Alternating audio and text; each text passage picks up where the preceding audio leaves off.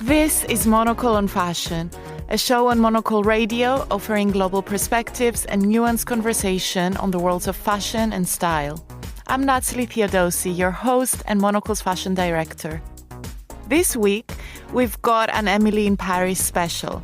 Since making its debut in 2020, the charming and often hapless character of Emily Cooper has firmly gained a place in the zeitgeist as she makes her way through Paris's luxury marketing circles. Some love her, others love to hate her, but everyone is certainly paying attention. With Season 5 being released in just 4 days, we spoke to the series' celebrated costume designer Marylin Fitoussi to get the inside story on dressing the Emily in Paris cast. She tells us about Emily's style evolution as she moves from Paris to Rome and the importance of having fun with the costumes and staying eccentric, no matter what some of the critics have to say. If some people are shocked or doesn't like, that means that what I'm trying to push people to question themselves. But first, writer and publicity director Linlee Allen gives us a broader perspective on the power of the costume designer. Are they the new influencers? This and more on Monocle on Fashion. LA-based Linlee Allen is a firm believer that the right TV and film placement can often fuel an independent business more than traditional PR. In that light, she also argues that costume designers deserve more credit than they often get, and now is their time to step into the spotlight. She shares some of these interesting insights with Monocle on Fashion producer Lily Austin. It's really intriguing to me right now that in fashion, the majority of creative directors are men. And yet in film and TV, when it comes to costume design, it's really females that predominantly rule the ranks. I feel like they've really been behind the scenes for such a long time, and now they're shifting into the spotlight through their work. And I think people are realizing their power when it comes to their selection of brands, having just as much, if not more, influence than a celebrity stylist and their work on a red carpet. They're really at the forefront of things in terms of pop culture and the zeitgeist right now. And I think maybe when you ask when this started to shift, you could argue it was probably when Barbie was released. There was a scene with the famed costume designer Anne Roth. She did Clute, Working Girl, The Talented Mr. Ripley, The English Patient. She's like world famous. And there was a scene between Anne Roth and Margot Robbie at the bus stop where Margot says to her, "You're so beautiful." And Anne replies, "I know it." And, you know, that scene, apparently Greta Gerwig really fought to keep that scene in the film. So that was the first time we saw a costume designer on screen. When I asked her niece about that, a costume designer, Amy Roth, her name is, she just wrapped the new Kelly Reichardt film with Josh O'Connor, The Mastermind. She said that change is really happening because a lot of these younger directors make you feel like that you're a part of something. They realize the importance of costume design for the look of a show, and so they really want to make it work. And so if these costume designers are going to be the new influencers that we need to be keeping an eye on, how is it that they can go about monetizing that kind of attention? Yeah, it's something that is really on the precipice of making a mark in 2026. And of course, to speak to anybody with that, I had to speak with Alex Boved-Sprouse. She is the Nashville-based costume designer behind The White Lotus. And she, of everyone that I spoke with, really feels duty-bound to costume designers. She's like the matriarch trying to discover how they can monetize fashion storytelling in shows, and she's really determined to figure it out. She did say what's difficult is the timelines because, you know, they put a garment in a show and a year later it's on the screen, so it's very difficult to track that and have the garment ready. She said you'd really have to revolutionize the nature of the industry to monetize it in a shop the show sort of format, especially when their final edit doesn't really get locked in right until the show airs. So she's trying to figure out. I think it will be really interesting to see, especially with the hype of The White Lotus. It's already getting so much attention about the location and the potential character storylines. That will be really interesting to speak with her and further down the track. But of course, if we're going to talk about 2025 and monetizing and the hype of brand inclusion, especially in television, I had to speak with Molly Rogers, who did And Just Like That. She also did Sex and the City, both the movie and the TV shows, and she's just wrapped The Devil Wears Prada too. She said it has been really fascinating to see how hysterical people became, how invested they are in the look of a character and what they're wearing. She actually received death threats from fans about Carrie Bradshaw and her outfits. Oh my God. Yeah, I mean, it's bonkers. Molly herself is really a larger than life kind of character. And, her response to that was like, I'm sorry, like, do you want to see Carrie in a baseball cap? Like, it's just, as she said, everyone has an opinion and everyone's a critic. And Molly did say, it seems like part of fashion on the screen has become so hypercritical, it's squeezed all the joy out of it. And, that's a shame, because if there's one character that we all know so well from television who found great joy in the frivolity of fashion, it was Carrie Bradshaw. Absolutely. Yes, and more recently, there was some controversy around the Valentino rock stud heel being in the Devil Wears Prada 2 film as well. So it seems to be a kind of constant aspect of these kinds of conversations. Yeah, I think it's interesting, but I'm concerned for costume designers too. Like Malgosia Turanska, she actually mentioned that when she was working on Stranger Things and the movies Pearl and X, she noticed that so many of those outfits actually became Halloween costumes and sold on Amazon. So she said, they're essentially my ideas. And as costume designers, we're still getting very little money compared to other departments.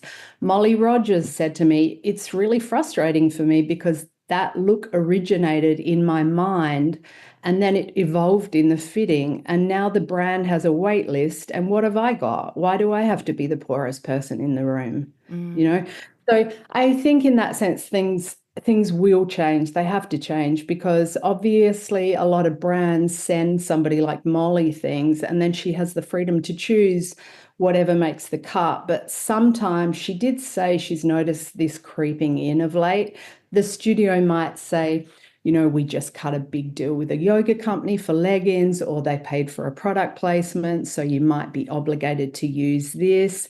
She's definitely noticing things like that happening, but I think it will be interesting to see where things lead towards the launch of The Devil Wears Prada 2, because that's such a huge marketing machine, and you can already see the fashion critics saying how anxious they are that the marketing is going to overshadow the storyline. It's such a huge mainstream, hyped up release of a film. When I asked Molly about any brand collaborations or special edition releases, she didn't know anything about that. And the only thing she said to me was, it's such a beloved movie. And of course, we realize there's a lot of expectations there. So we all have our fingers crossed. So I don't know. We'll have to see where it goes. It's always been so inspired by film, but film hasn't necessarily always flexed those same levels of curiosity when it comes to fashion. So I don't know, Lily, maybe in 2026 that's all about to change. I'll certainly do my best to keep you updated.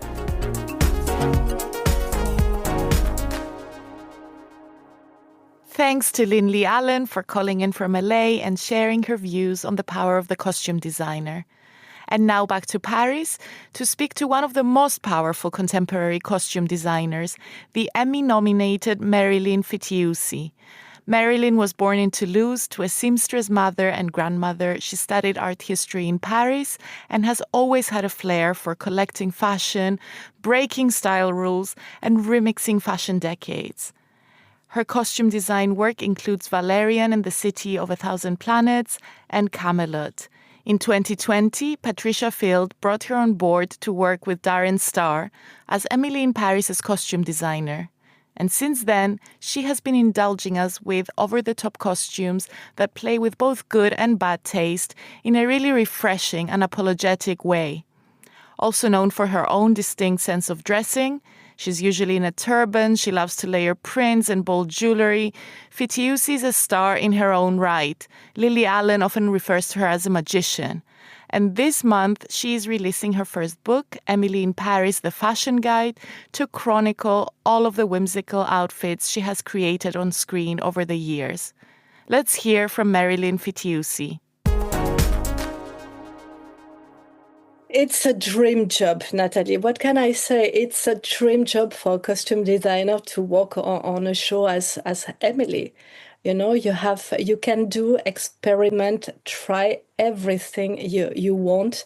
And now, especially in season 5, now I have the face, the truth of all my cast, and I'm fearless. And it's a constant dialogue between me, between Darren and the cast to build and to make those characters evolved and to keep this unapologetic way of dressing them. So yes, it's really a joy every day. I'm surrounded by the most beautiful pieces that a fashion designer can create and produce. So I can't complain at all. I love that you say you're getting closer to sort of the truth and that you're fearless when it comes to making your choices and decisions. Do you think it's because you've gotten to know the team much better and the story's bigger, you've got an audience? What is it that made you so much more fearless and got you closer to this idea of the truth, like you say? I think we were fearless since season 1. I think style begins when fear ends.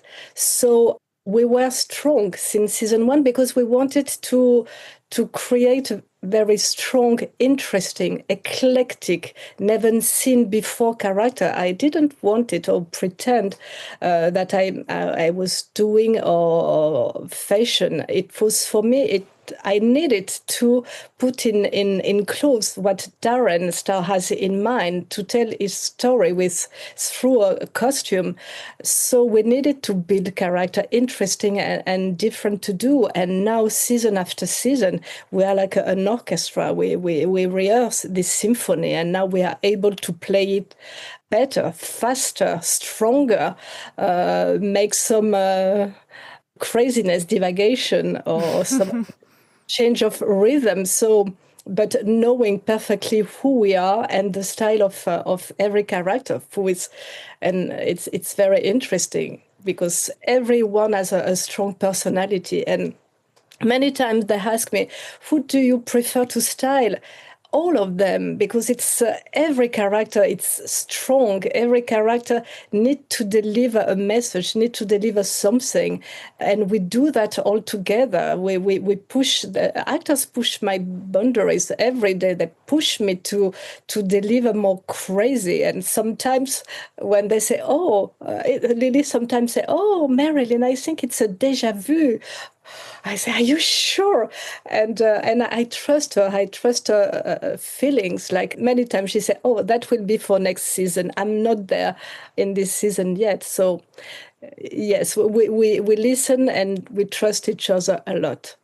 That's amazing. And it's interesting that you say everyone has such strong sense of style. It's not just about the protagonist. Well, everyone around her plays it more safe, but still there's so much fascination about Emily. So we have to speak first about her. I wonder, tell me, what has changed? How is her sense of style evolving and reflecting all the new adventures that she's going on? I think the haircut, a new haircut, is the trigger for me for all the concept. I knew, and I was super happy to when Darren confirmed that she can keep a short hair, because for me it was exactly what I had in mind for the season 5, is this evolution to the young and romantic and sophisticated, in a way, American girl from Chicago, this fish out of the water with the hair, will become an iconic also silhouette. To have now this very sophisticated Parisian, modern and more sexy creature, almost. So the hair, it's many times the trigger of the new design, and of course I needed to make her more in power, more. She knows the French rules since season 2, but now she's able to play with them and to give this unapologetic Cooper touch that I really like a lot, because she said, okay, I know your rule, but Parisian, it's very nice and delicate, sophisticated, and I'm going to splash with my little Cooper touch. And it's what we try to achieve season after season, and to have this balance with the French chic, but never boring. So I guess we have a couple of new looks and different silhouettes this season. We take some risk. Let's see if audience will follow us on this one. But yes, we get stronger. And what about also the influence of Rome? Because the cities seem to be characters in themselves in the series, and it does feel that Rome has been impacting Emily quite a bit. I've spotted some polka dots, a little bit of Dolce Gabbana. What was Roman style and Italian style in general kind of a source of inspiration for you and a reference point? Yeah, you're completely right. Generally, Darren doesn't spoil anything, but I knew since season 4 that we will be shooting in Rome. So I'm very fan in my personal life of Italian movies, of the black and white movies with Sofia Loren, Claudia Cardinale. So I watch a lot of those movies, and doing my research also, I discovered that Sofia Loren has a couple of black and white dress with dots. And I understand now why Dolce Gabbana, I think, was inspired by her, because in every season we can find the polka dots print. So I mix a lot of polka dots, a lot of black and white, a lot of colors. She's much more relaxed, romantic, because she decided to stay in Italy for love and not for work for once in a life. So her style is very different. It's more relaxed in a way, romantic in another way, still colorful a lot, with some crazy mix of pattern, but I think much more elevated. And I use a lot of Italian brands for Italy, of course. And niche brand and young designer too. I was going to ask you about that actually, because you do that very well, and you spotlight a lot of young up-and-coming brands. And is that something that you think about, that this series is a place that you can make a young designer's career, and it's a powerful platform for showcasing new talent? You're completely right, Natalie. For me, it's like it's becoming my mission, because yes, it's a wonderful window to the world, and fashion industry at this time, it's very hard for everybody, and it's especially very hard for young designer. And I found a couple of very interesting designers. So between one season and another one, every week I met at least 2 or 3 young designers, and I try to understand what they're doing and see how we can collaborate with them, or asking them to have a custom made or one of a kind things. And yes, it's a mission, because this show changed my life, so I want to have and to give the opportunity to young designer to be lucky enough, and to audience also. I'm thrilled that the girl in Kentucky, the guy in Mexico, everybody around the world can see and discover all those beautiful pieces who are part of my life now every day. So we need to show and to create community. Fashion, it's a community at the end. I have people that I met through the show in Instagram that I never saw physically, but we are sharing, we are enjoying fashion, and that I think we can see that. And my appetite for fashion, for strange pieces, for pieces that you not necessarily see on fashion magazine. Sure. And tell me also about the boys, because again, I think you can still have a lot of fun there.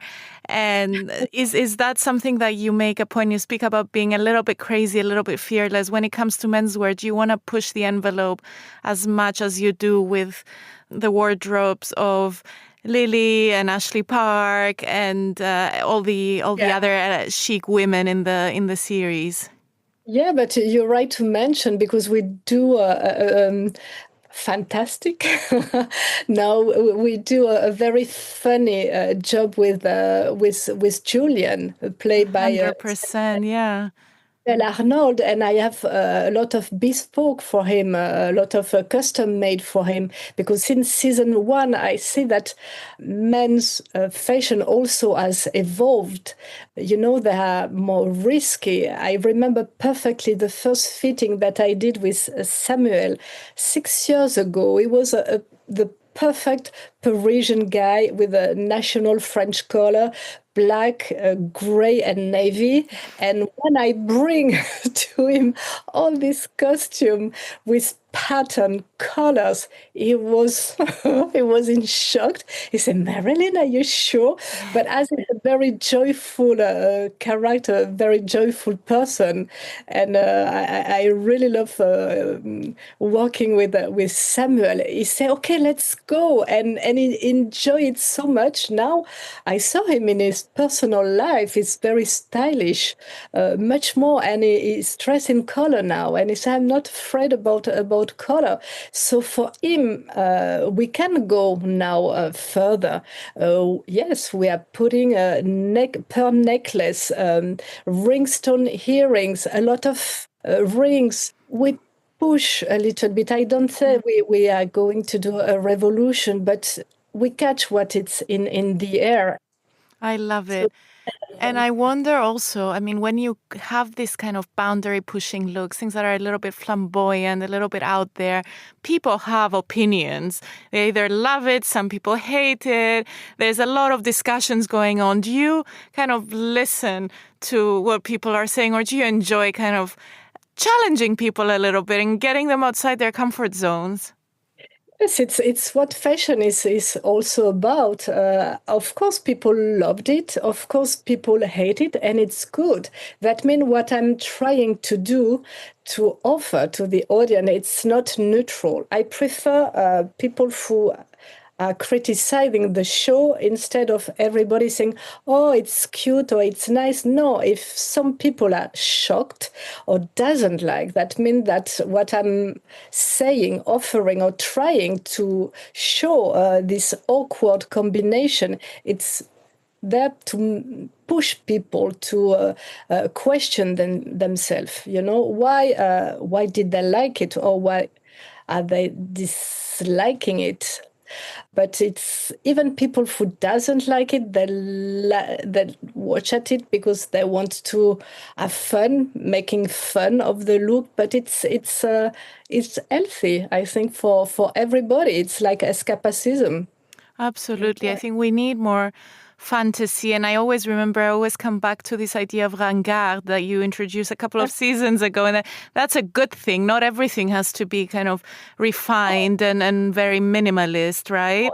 It's question of personality, and you like it. I'm always, it blew my mind when I saw in the street, because for me it's the inspiration come from the street, to see women confident wearing crazy thing or not what she think it's beautiful on her, and she feel fearless. She feels confident, and I love that. They're brave enough to say that it's who I am. And it's my statement. I love that. I love glitter at 10 a.m. in the morning. And where are the fashion law who are going to not permit that? And it's what I like, with this kind of character, is that they are so alive. They are so in control. They can show their personality and the power of the clothes. Of course, the power say everything about you. But you can create character, you can create an armor, you can pretend to be someone that you are not, just the way you are dressing. So if you like or if you don't, but we open some dialogue and people can discover that we can mix everything with everything if we like it.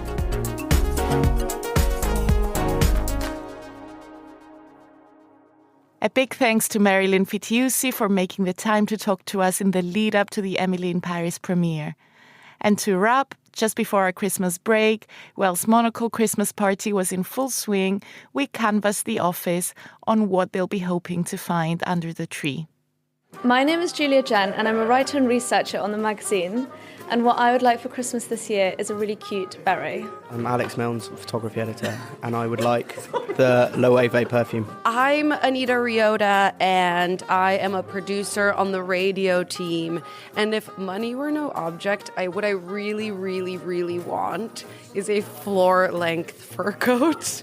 And yes, vintage, so for animal rights purposes, but I think they're so fabulous for the winter, and I would kind of love to have one. I'm Carrie Alber, junior designer, and I want some Kleeman smart boots. Hi, I'm Brenda. I'm the market editor for Luxury. What I really want is to get my normal voice back. But in addition, I want an Hermes cashmere shawl. Please, Santa, can you figure that out for me? I asked last year, it didn't come. Hi, I'm Monica Lillis. I'm associate producer at Monocle Radio. And for Christmas, I really want a cardigan from Suzanne. It's in the ecru colour. I can't remember exactly what it's called. But it's just going to go perfectly with my Christmas trousers. Hello, I'm Fernando Augusto Pacheco, Monocle Radio senior correspondent. I want so many things for Christmas, but let's stick to fashion. I want Saint Laurent, the whole collection. I'm waiting for spring, summer.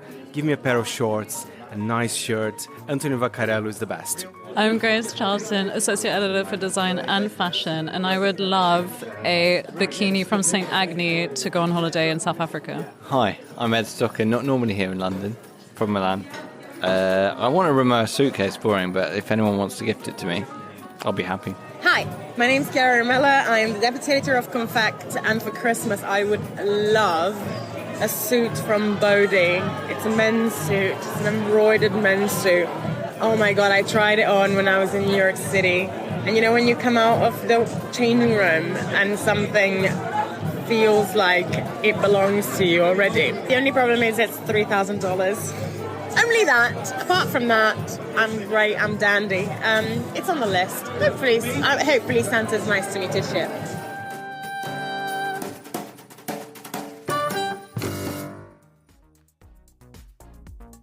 And in case you are wondering, I'm hoping for a Niccolo Pascaletti skirt from his last collection, and Lily Austin, Monocle on Fashion star producer on the other side of the room, is hoping for some Georg Jensen silver ice cream cups, which is such a chic choice. And that's it from us for 2025.